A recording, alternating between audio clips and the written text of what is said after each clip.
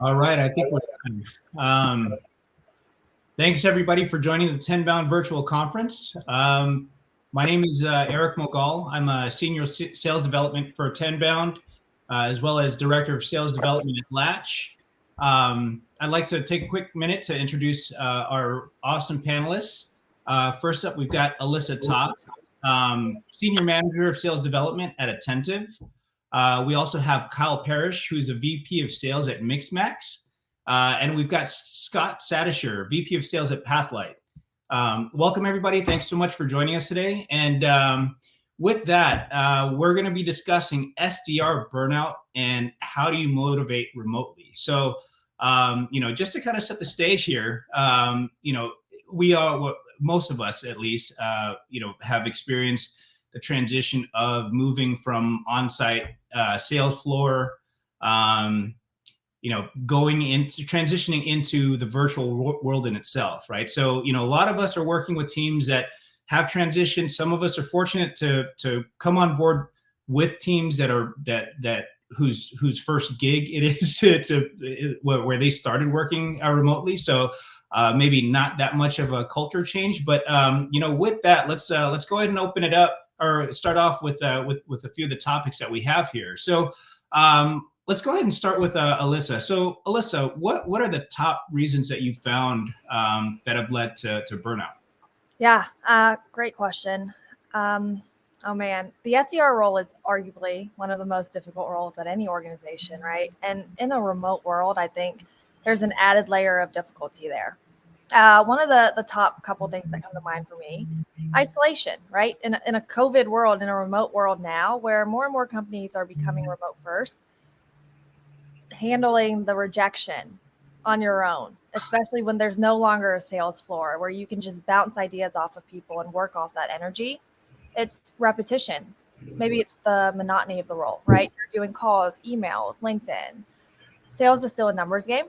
That can get exhausting. That can get overwhelming, especially if you don't feel like you have the support, whether that's the proper resources to do your job from a technology standpoint, from an enablement standpoint, or it's support from your manager, your leaders. Are you more than just a number? And then I think even going back to the monotony of the role, SDRs, especially as they progress in their career, get to a point where some dudes just start going through the motion. How do you break that up? How do you continue to develop and challenge? Because I do think that's where burnout really starts creeping in too, right? Not only in maybe it's lower performers, but your top performers, that feeling of not being challenged. That's great. Thanks so much, Alissa. Let's go ahead and turn it over to Kyle. Kyle, any thoughts on this? I have many, and I could go deeper on all the things that Alissa just mentioned. I couldn't have said it better myself, Alissa. I agree with all those things. I think recognition of burnout is, and we'll talk about that in a second, but just understanding that this is a repetitive job and knowing that SDRs are doing the same thing over and over again, and how to support that from a management perspective, just recognition of it. I've said many times in my career that you can't manage an SDR team with an AE manager, right? It needs specific understanding of the role. And for all the reasons that Alissa just mentioned, they're going to be doing a lot of the same thing over and over again. And look, every SDR that I've met in my life, maybe there are some career SDRs, that's a stepping stone role to something else. And they are willing to do this really tough job so that they can build the skills to go do something else. And so, Alissa said all the things, but I think the recognition of the fact that the job is hard and really focused on one specific thing, and then giving them the opportunity to do other things eventually. You touched on a really interesting thing there, Kyle. The whole idea of career SDRs. I think that's actually a discussion that doesn't happen quite enough, right? Or even expectations that are set, right? So. One of the things with setting expectations is, being able to create career path and things of that sort, which, we can touch on a little bit later. But, to that point, I think that even having a path for, a career SDR is something that is appealing to maybe some of the most successful ones out there, right? So I love that you brought that up. That's amazing. Scott, any additional thoughts on your end by chance? agree with everything that's said. I think you lack a sense of community when you're by yourself, that isolation piece that you talked about, Alissa. So it's important that you ensure they feel supported, not only just by their team themselves and their manager, but the company as a whole. So be intentional to recognize that this is a difficult job, that it's a critical piece of the puzzle for the success of the entire organization. So I think if you can foster that sort of environment, not just within the team itself, which I think we often focus on, but within the company, and that translates into the rewards and recognitions aspect of it. So they feel appreciated. Things like all hands or larger company meetings, it's important to recognize them in those settings as well. So that would be my addition to everything that was said so far. That's awesome. Thanks so much, Scott. So, these are things that, as leaders in the organizations that we're in, it's always best to be proactive about things, right? So, what are signs that we can look for that would indicate that an SDR is nearing burnout? Let's go ahead and start with Alissa.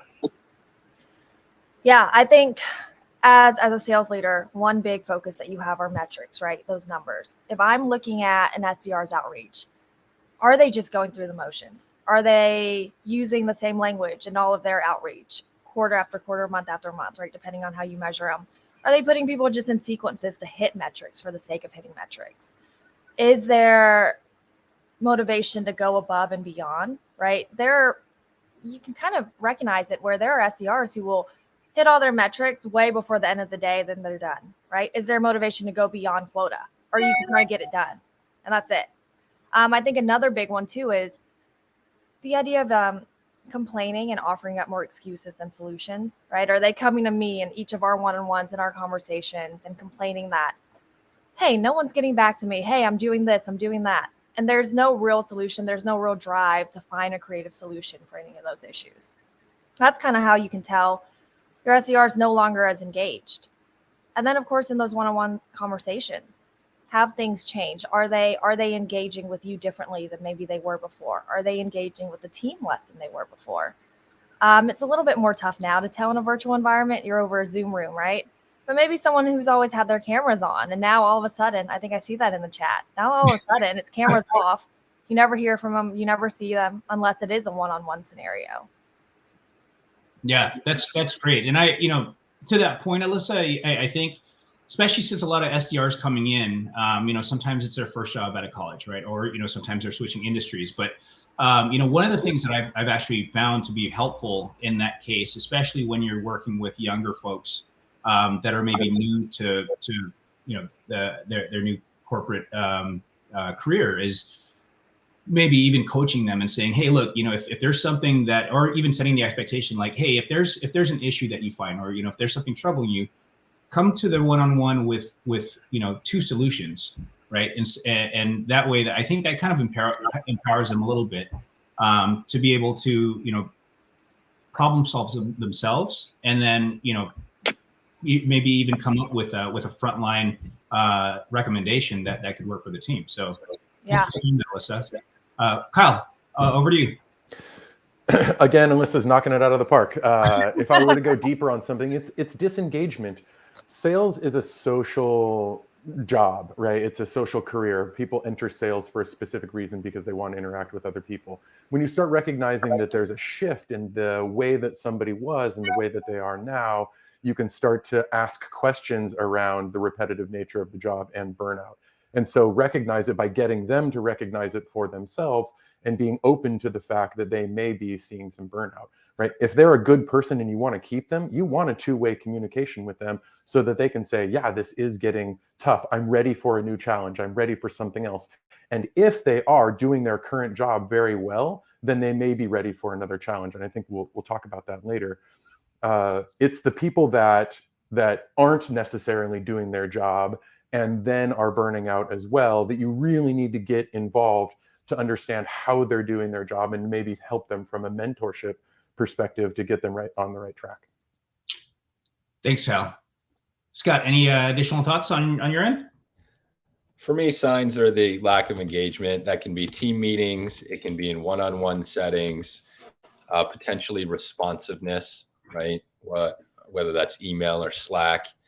And then I would say a lack of follow through on commitments. So things that you've agreed that they should do, and you follow up the next week and they're just not living up to their end of the bargain or expectation.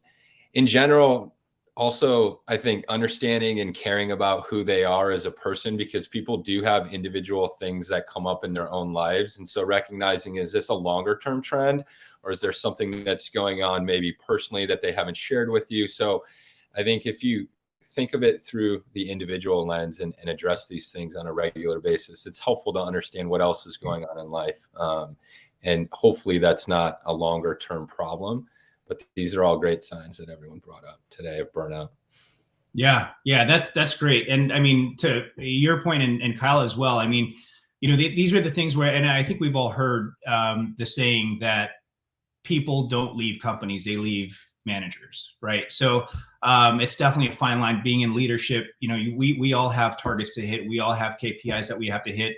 But at the same time, you've got to be people first when it comes to, right? Especially when you're working with such a young group of, or typically young group of folks under you. Kyle, let's throw this over to you. How do you balance the role of manager and mentor? I'm glad you said that typically young comment, Eric, because I was just about to make the same comment myself. Generally, this is a role where people are either coming right out of school or it's their second job or something. It's early in their career. Maybe they're switching from another career into this one, so they might have a few more years of work experience. But they're looking for that mentorship part, but you also need to be a manager. And so the way that I've balanced it successfully in the past is give them both and set expectations on when you're going to give them each, right? They need to know that a manager is going to look into their metrics and help them in their role. And that's part of being a manager, is being a coach. And being a mentor is helping them in their career progression. So laying it out for them and letting them know what they need to do in order to achieve the things that they want to achieve. Alissa and I, in the preview for this, we're talking about the why behind why people come to work every day, or work every day, because they don't actually go to work, a lot of them these days. And that's something that you need to recognize and understand with each individual person. It's situational leadership so that you can understand how to motivate that person. Like I said in the past, I've done this differently with one-on-ones. The one-on-one is, we're going to talk about, or maybe 3 one-on-ones out of the month, or we're going to talk about your current role, your metrics, your growth, and I'm going to give you some coaching on what to do in certain situations. And then the 4th one-on-one of the month is all about mentorship. Let's talk about how you grow, new challenges that you're ready for. And by the way, I was introduced to this specific topic a while ago, and I have used it heavily. It's called radical candor. And if you don't know what that is, it means being absolutely bluntly honest with the person about the subject that you're talking to them, but being compassionate about it, right? So you don't need to be a jerk or mean about it. You can deliver it in such a way, but tell them exactly where they are, where they're doing well, and where they're falling short. Because what SDRs can do, and I think somebody wrote this in the chat, is they can think that if they're in any role for a year and they don't get promoted, then that's somehow a failure.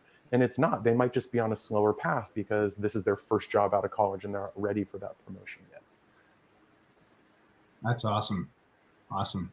Alissa, I saw you came off mute. Do you have I did. Just radical candor. That was actually what I was thinking about too, Kyle, and listening to you speak about this. And I think one big piece to really hone in on there is the idea, and the idea of it is caring personally before you can challenge directly, right? Because your feedback, your critiques are going to come off a lot better if an SDR or someone on your team knows that you truly care from that mentor standpoint, right? To where you are going to have a lot easier of a role now, being able to be very blunt with them, very honest, and challenge them directly. And I think that's sort of that balance and that difference, right, between being a manager, being a coach, but also being able to help them accomplish what they're working towards. That's great. Scott, over to you. Sure. So I think all important things, I think it's important to set clear expectations from the beginning. So whenever someone joins the team, we make sure to go through and everybody's on the same page of what is expected of them in their actual job and their role. And that includes expectations of myself, part of which are open and honest communication to the point of radical candor. That's set from the beginning, as well as accountability, supporting your teammates, learning from others. So these are things that we cover early on. And I think that's just, if you're going to be part of this team and in your responsibility, these are all the roles that we play, and this is the expectation. Beyond that, taking time to understand their longer term career goals and having those conversations at an early point in them joining the company is important. And then really through that honest communication, you have to assess their skill set. Everybody has strengths in certain areas and weaknesses in others. And I think that if you're very intentional and honest about where they are, and you put a thoughtful plan in place of how you're going to continue to develop them, because that's what it is. This is the groundwork for a future in whatever role comes next. And these are key skills. And so those are all important things. And I think the job itself and being clear on accountability and expectations, but then also the other side of it and being intentional about this is areas we're going to work on. And here's the plan, and being able to have them contribute towards that and be honest about what they need is all important long-term from the mentorship side. Yeah, that's amazing. That's amazing. Thanks so much for sharing that, guys. So we're going to switch gears a little bit here. We all know that sales enablement tools are pretty much a staple for what we do, right? One of the most common themes that I'm hearing these days that can lead up to burnout is that the use of tools or automation tools that are not optimally set up cause low adoption rates or low success rates for that matter. And one idea that was brought up during the preview was, the use of a content committee, providing SDRs with ownership and buy-in, and, even providing them a forum to be able to give live feedback for, things that don't work or things that are working. But how can you guys share how you've used this method to keep team successful and engaged? Let's go ahead and start with Scott here. Sure. I think giving ownership to each individual is empowering, and it's an important step for each person. Some things that we've done recently, we're looking at constantly evolving our messaging, for example, whether that's the persona, title, industry, use case. And so when it comes to crafting that messaging or updating potential sequences, we identified what are the top 10 use cases that we're going to cover. Each person was assigned a specific one, or they were teamed up in pairs of 2 or 3 to be able to collaborate and take ownership of that. And then they had the ability to present back to the group.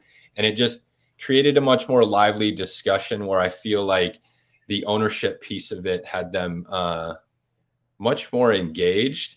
And then similarly, there's a lot of different things that skills needed.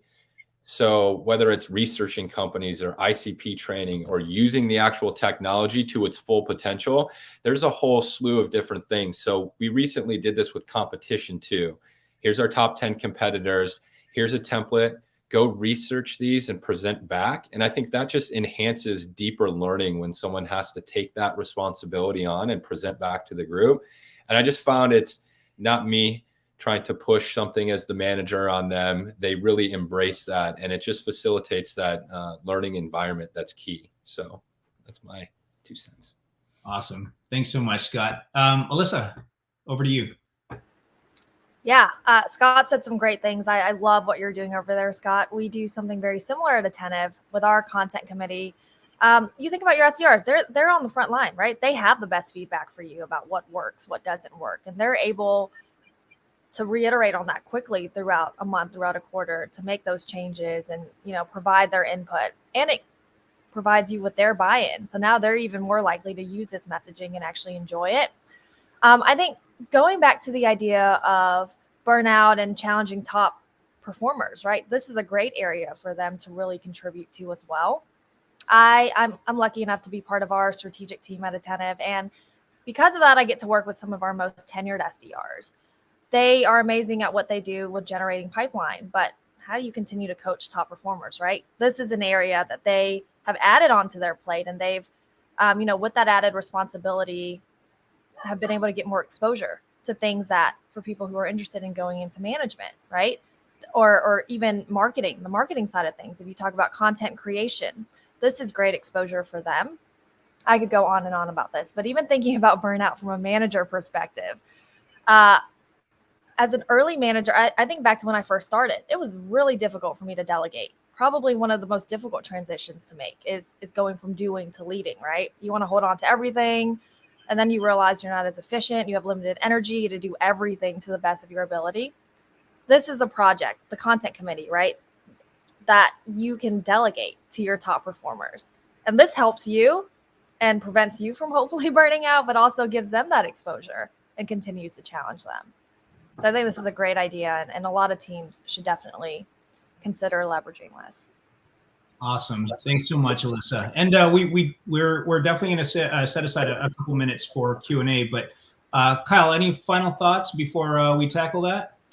Yeah, just I think this goes without saying, but the career path out of SDR is almost unlimited, right? Alissa just mentioned a few of them, whether it's management, being an AE, going into marketing, going into customer success. I've seen it all. And so again, it's back to finding what they are interested in doing and motivating them to that degree. And then finding opportunities for them to do some of those things in those roles in their current job, all with the assumption that they're ready for this, right? You don't want to put this on somebody who is 6 months into the role. This is more for your senior SDRs who are ready to take on additional next steps. One thing that I want to double tap on that Scott said is providing them the right technology to do their job. This is so critical. And actually, shameless plug, this is one of the reasons why we're sponsoring and I'm talking on this event for SDRs is our technology goes to support this. But if you're going to ask an SDR to do a job that is difficult, and if you're going to ask them to do it and then put things in Salesforce and all the things that you ask them to do that aren't core to the actual job, you need to enable them with the technology to do so. Otherwise, you're going to guarantee burnout, number one. And number two, you're not going to get as good a results. And you'll almost guarantee that they're going to switch jobs to somewhere else because somewhere else is going to offer them the same pay, better opportunity, and the right technology to go to support them. So, that technology piece cannot be underscored enough. Go and ask them what is working for them. Go and ask them what they want and what they need to do their job, and then support them in that. Awesome. Great answers, you guys. And I'm sure this is, I'm actually learning a few things myself here. So I love the discussion. So let's go ahead and check the Q&A real quick. I know we have a few questions come in. We've got a couple minutes left. So let's go ahead and start with a question from Charles here. Do you have a favorite contest or spiff that you've run remotely that has seen success in upping the game motivation or KPIs? Anybody feel free to chime in. I'll jump in, and I won't give you an idea for a specific spiff, but I will say any spiff that you do should be aligned with what you want in that moment, right? I think that goes without saying. But what I've seen the most successful being is not individual spiffs, but team spiffs, right? You get everybody to engage when they're part of a team, right? A virtual team. So you've got half your SDRs or a third of your SDRs competing against the other half or 2/3. That way, it's not you get halfway through the month and there's no way they're going to win the spiff, and so they just disengage. No, they're part of a team. They have responsibility to the team to keep up with the activity that you're asking them to do. And so I'm always a fan of spiffs that are objective, right? There's no yes, you did this, no, you didn't. It's either 1 or 0. And then B, I'm also a fan of things that are within their control. Don't make it things like SQOs because they can't necessarily control that. Make it something on inputs that they can actually do, but make those inputs something that will drive to a successful business outcome that you actually want to pay them for. Awesome. I think we've got time for one more, and if we don't get to all the questions, we're happy to answer them one-on-one as well. But let's go ahead and jump into the next one. How long do you typically see an ADR in the role before being promoted to an AE? I can jump in there. I think we've seen industry standards, right? People will tell you 12 months to 18 months. I think this is such a big piece of motivating and continuing to challenge. You want as clear and transparent promotion pathways as possible. And for us, we have actually seen tons of success moving over from a tenure-based promotion to it being 100% merit-based. But typically you do see that even fall within probably a year to a year and a quarter. For us, it's as soon as you hit 350% total quota attainment in your time as an SDR, you're now interview eligible. In that last quarter, you obviously have objectives you have to hit, a number you have to hit. From there, if you've gotten the role, that's your interview quarter. Once you've gotten that role, you're moving over that quarter after. We've seen top performers get there 3/4 of the year, maybe a year. So that's been super motivating for our organization. That's amazing. You probably turn out a lot of quota crushers with that model. I lose a lot of my top performers to the AEC as well. So it's a good and a bad thing. Yeah, that's amazing. Okay, cool. Let's go ahead and hop on to the next one. So this one is from Danielle. What is a way to approach employee burnout when you see a lack of engagement in meetings, chat, etc.?